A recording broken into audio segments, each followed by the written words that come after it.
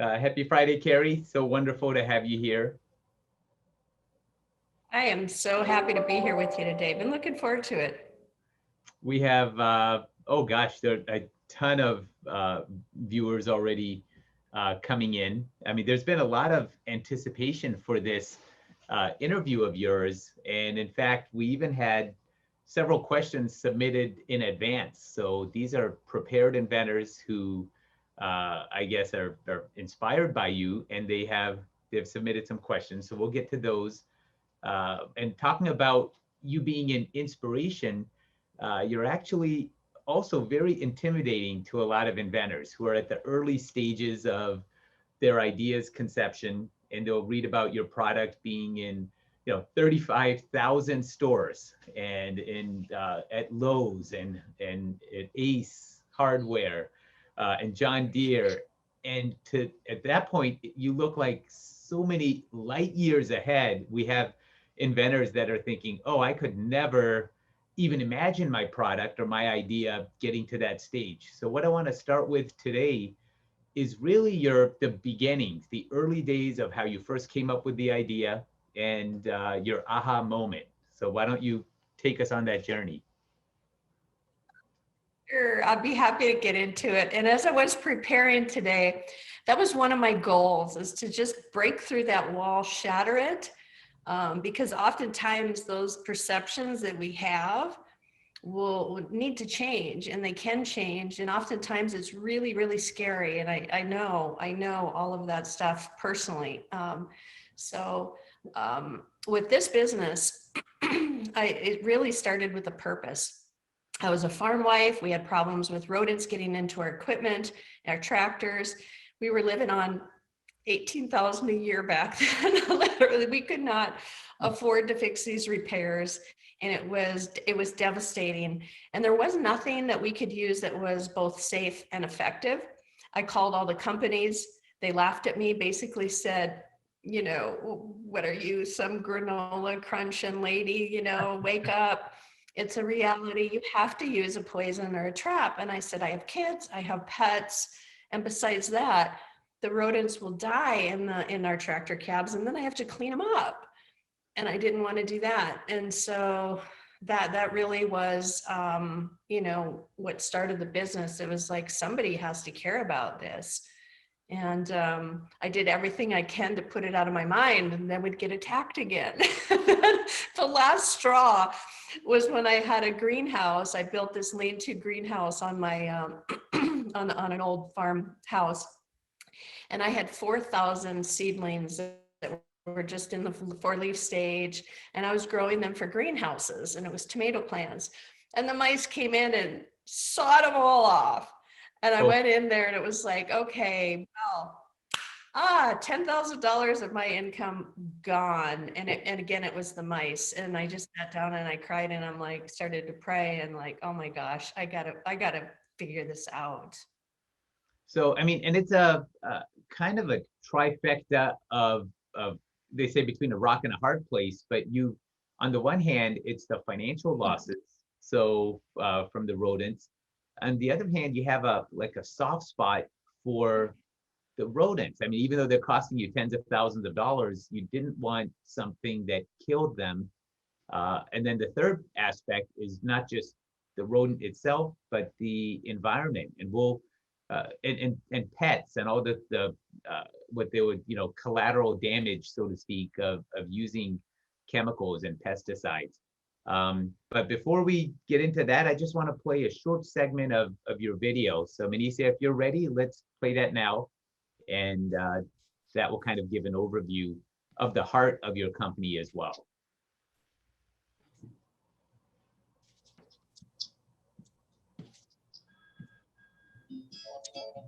Our mission at Earthkind is to preserve the good and prevent the rest. We create natural, proactive alternatives to protect the spaces in which we live, work, and play from pests and odors. Our products are safe for humans, pets, the earth, and they work. I'm a mom, I have kids, I have pets. Poisons were not an option. Our ingredients are grown on farms, they're effective, and we believe that nature can solve problems better than chemicals. We've created a line of products for a variety of households, from urban to suburban, for people who wish to foster a safe living environment.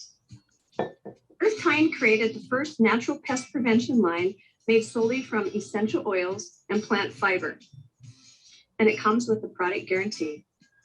At Earthkind, we take a very different approach. We educate our customers about pest behavior to further reduce the need for chemical use in the home. Our vision at Earthkind is really twofold. The first part is to be responsive to our customers' needs. The second part is to eliminate the need for chemicals in the home. We help you create harmony in the home with solutions that complement your outlook, giving you peace of mind.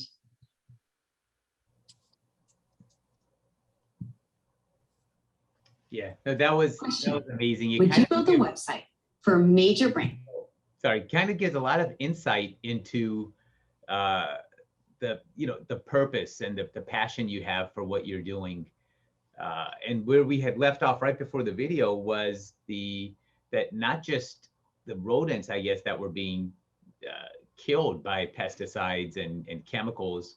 And I talked about collateral damage, and it's just like shocking, the number of pets and the pets that die. And there's a statistic, I think, in some of your materials, about 6,000 dogs every year die because of accidental poisoning. So tell us a little bit about how that played a role in your idea. Sure. I've got a little tickle here. Sorry about that. But yeah, oftentimes with pest control, especially the traditional methods, people use them and they think they're, taking care of the problem. But there can be residual effects. For instance, with rodenticides, before the 8 most toxic baits and bars were basically taken off the market, after our product became available nationally, there'd be the product would be used, and then the rodent eats it, dies. Well, then the rodent is eaten by a cat or a dog or a eagle, what have you. And that's where that accidental exposure happens. And we had a farm dog that got into like a fly bait from a milk barn, and he almost died. And this little fly bait was placed way up high where nobody could get to it, right? But somehow this lab gets up there, and it's far more common than we think. So I knew there should be a safer way.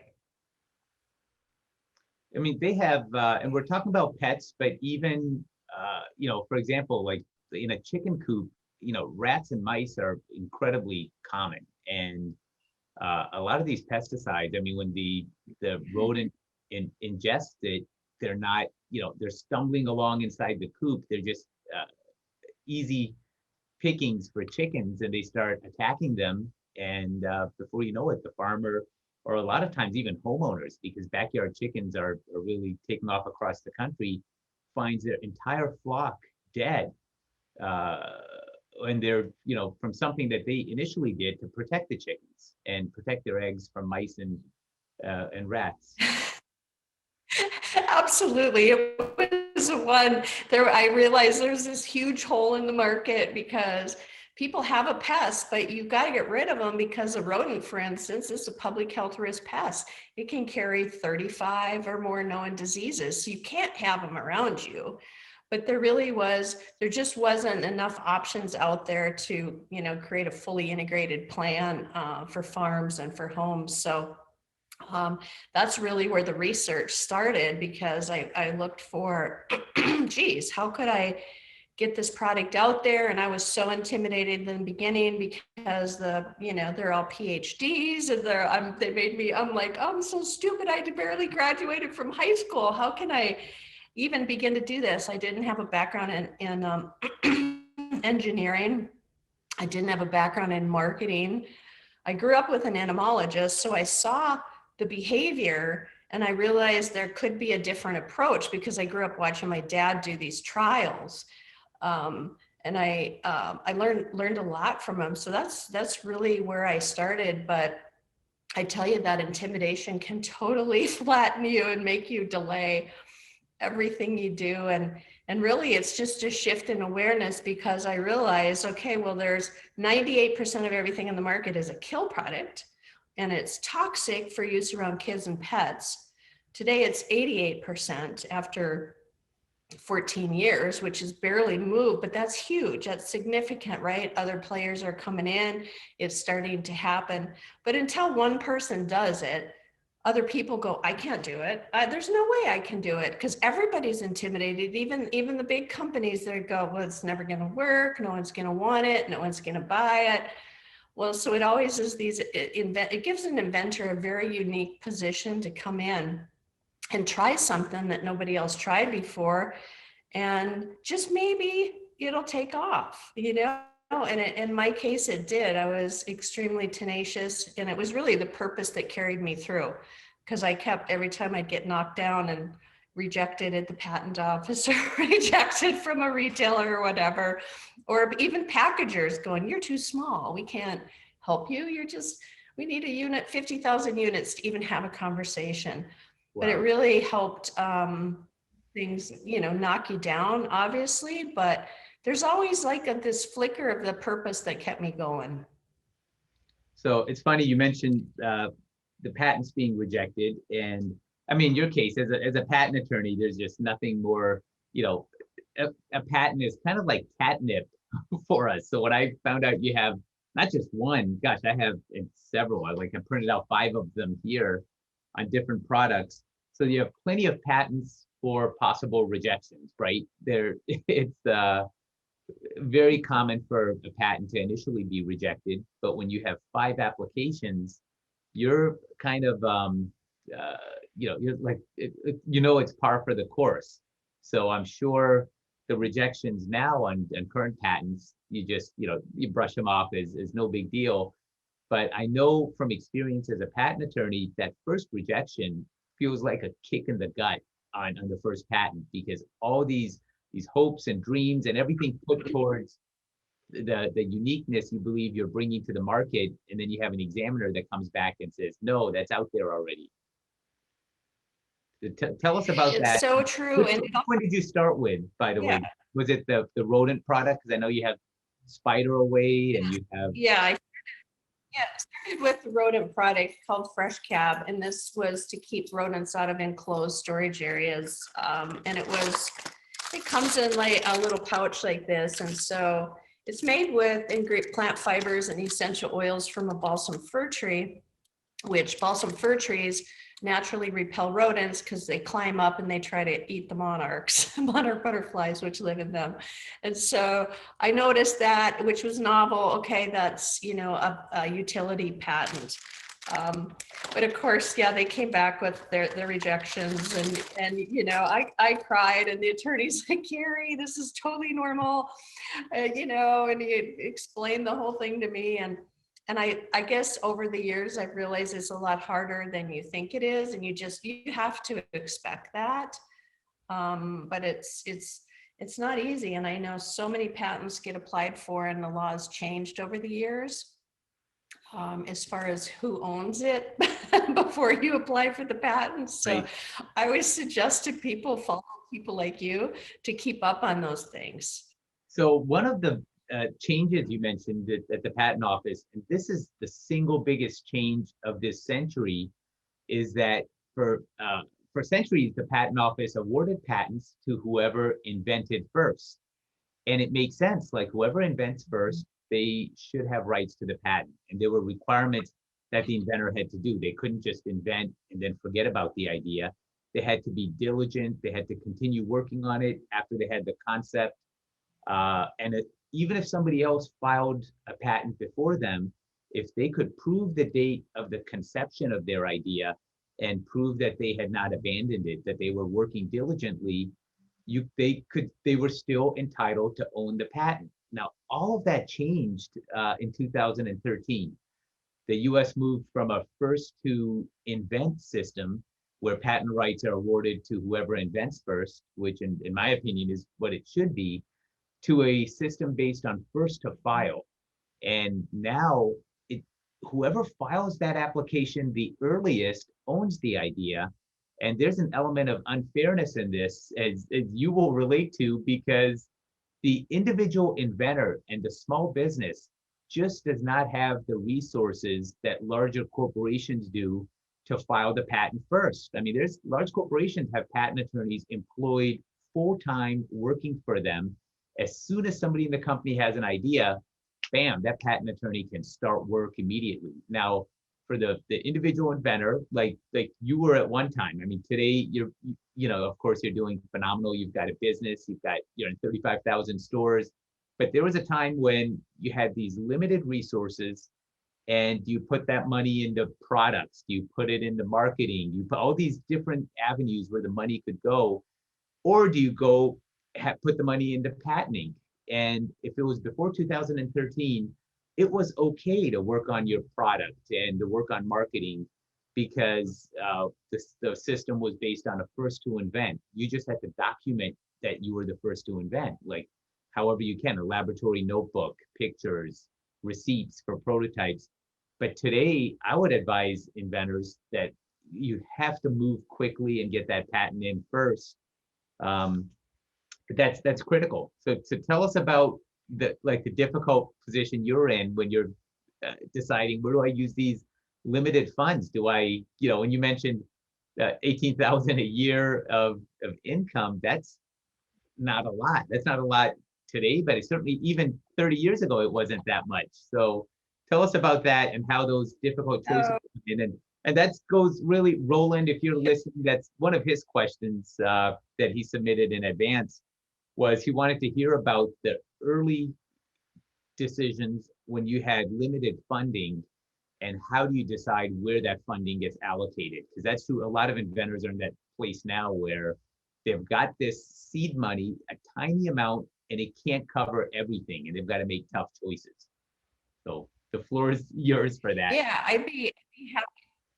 Sure, I'd be happy to. I just published a book about 4 months ago. I probably didn't even share this. It's called Gathering Around the Table, A Story of Purpose-Driven Change Through Business. This one focuses on decision-making, because oftentimes it's the way we make a decision that can make a difference of where your trajectory is going to go, for sure. But as far as like the limited funds, it was pretty difficult. I couldn't afford a loss. I couldn't, it was really tough.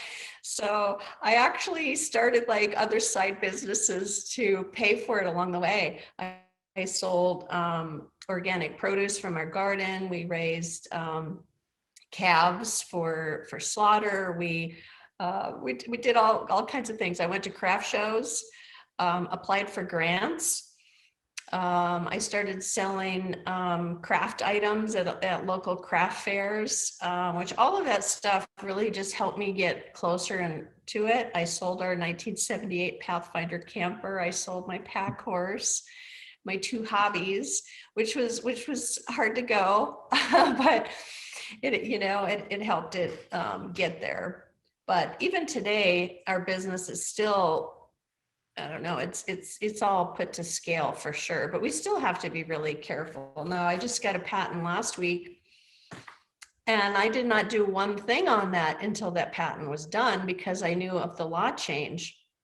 And it's interesting because I'm so surprised a great big company did not get this one because it's so big and so obvious. I'm like, how did they miss this? But we just quickly went in, and thankfully, we got it, and we can start, to work on that too. But even the big companies are being careful and wanting to partner too with smaller innovators in ways. So that's another option. An inventor can, find a partner in a big company that wants to commercialize an idea. It can save a lot of time. I love business. So for me, going into business was fun and challenging, and, get to work across all parts of society and have employees, and that's incredibly rewarding. So, I mean, it's funny you mentioned the surprise that the idea wasn't taken. I can't tell you how many times inventors in my office have expressed that, how in the world are they the first to have come up with this? Because to them, it does seem obvious. And I use that term carefully because that's a legal term, and if your idea really is obvious, it's not patentable. The patent office can reject it. But I think a mistake inventors make is because if something is obvious to them, and they assume that it's obvious to everyone, and they forget that they're uniquely positioned in having given so much thought to the problem, way well beyond what anybody else has given. Even large corporations, they don't have, a company might have, whatever, 10,000 people working on on a product line, but for the most part, it's the management might be looking at a certain direction for solutions, and all 10,000 of them are going to follow that direction. So it's not surprising. Like, for example, if the kill solution is what generally these pest control manufacturers are focusing on, and if the company is selling products that are focusing on that, the engineers and the R&D, they're not really incentivized or rewarded for coming up with something that doesn't kill the rodent. So that's why it's so, gosh, I don't have a can with me, but for years and I'm older, so when you open a can of soda, you would get this metal tab that was separated from the can. And now, people didn't know what to do with it. Once you open your can, okay, so they just throw it away. It caused a lot of litter. People were getting their feet cut on the beach. Toddlers were swallowing that. But yet you have these bottling companies, year after year after year, there wasn't an alternative until an individual inventor decided that the push-in tab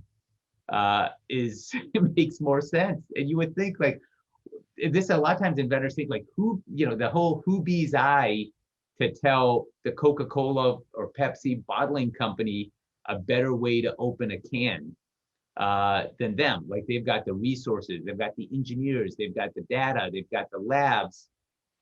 How could it possibly be true that I've come up with a better way to open a can than the Coca-Cola bottling company, which has been selling products in cans for hundreds of years? But it happens because everybody there just assumes that that separate tab that's it. They just take that as gospel. Like, it just has to be that way. And it's the person that asks the why question, like, why is it that way? And I'm so glad that you happen to ask that. Like, why do we have to kill the rodent with chemicals or pesticides if there's a way to deter them? Because no one really wants to kill rodents or spiders or anything. What they want is for them to leave them alone, right? Just go do your own thing. Just don't do it inside my house or in my tractor or in, the farmhouse or whatever. Just go do it outside. And they don't want to, nobody wants to clean up the dead body and risk getting exposure to, potential disease. They'd rather just have them stay out to start with. But they just assumed that was, that's the cost, the price you pay for, that there's no other way. You just have to put up with that. Yeah. And that's where the inventor comes in, because oftentimes, the companies, they don't necessarily even use their own products, or they're not right on that front line when, your fingernail breaks from pushing that can thing in, and you're like, I've cut my finger doing that. I'm like, this is so stupid. Why doesn't anybody think about us ladies, with fingernails? And for me, I used to work at a perfume counter, and I went home every day with this horrible headache. And I was good at selling this stuff, but I was like, oh, I hated that headache. And that was really the aha moment for me, because I'm in our tractor cab and, mouse runs up my leg, and I went, oh, and I instinctively grabbed my perfume thinking, hey, maybe it's going to be like that, like Raid or something, and the mice ran out. And I'm like, all of a sudden I went, I bet that's the answer. I bet it has to do with smell. And I started to do the research and realized rodents had a fierce sense of smell and poor eyesight. I'm like, maybe that's the way that, this product can keep them out. So they're not even going to go there. And then then I needed to get it to last too for months at a time in those areas you don't visit every day. So Right. the problem presents the solution. Okay. Oh, I like that. So the problem presents the solution. Did you find resistance initially? Like people that were skeptical, like, could it, the whole thing, like if it works so well, why doesn't, why wasn't this always done? Like that's the skepticism that most inventors face, is that, hey, it can't possibly work because otherwise it just sounds too good to be true. So it must be too good to be true. Yeah, here's the advice that I give to people that are in this situation. I was like, okay, well, there's this idea in here, and this relates to some comments I saw come through on the screen about purpose and God, and this kind of thing. But I always think, okay, there's these ideas up there because it benefits humanity, which is how business used to be way back when, right? It Right. benefits humanity. And then I always think, okay, who is going to be the most committed to this? Because anybody has a right to develop it, right? And to go forward with it, make a business out of it. But those people, I think, that keep going and keep overcoming those obstacles, and I think of those obstacles as actually tests. Like, okay, life gives us these tests almost before the lesson. And so we have to think really differently. Yeah. So but that's what got me there. well, now, I mean, of course, the people, a lot of times the evaluations were coming, as you said, about that intimidation factor of people with like PhDs and, and labs and all of this. That's where the persistence of an inventor and the strength of their belief in what they're doing helps overcome that. And it takes a lot. So that's, when we see someone like you, like you're really changing an entire industry. It's more than just bringing a product to market and having sales, but those percentages that you mentioned, 14 years in the grand scheme of things is not a long time for the kill-based industry for rodent control to go from, and I don't remember the numbers, was it 90 some percent to 80 something or 70 something? 98 to 80. Yeah. So it's interesting, and it's such a good time for inventors because our industry was the last one really to be disrupted by innovation. But there's this whole thing of sustainability right now. Everything we see could basically be reinvented in a more sustainable way. Right. And that's one of the reasons that I wrote my book, because I personally see inventions happening in grade school and really good, smart things happening. I think we're in an era where it's going to explode. And I think that companies need to stand up. And as far as mentors too, that's one thing to urge new inventors. Ask somebody to help you that's done it, because it's rare. I don't get asked. I ask my girlfriends, successful CEOs that have even built $1 billion company, how many people ask you to mentor them? And they're like, Kari, it never happens. I said, would you say no? And they go, no, not if somebody sent me an email once a month and asked for 15 minutes. I'd feel really good about that. So don't be afraid to ask for help. Really. Yeah.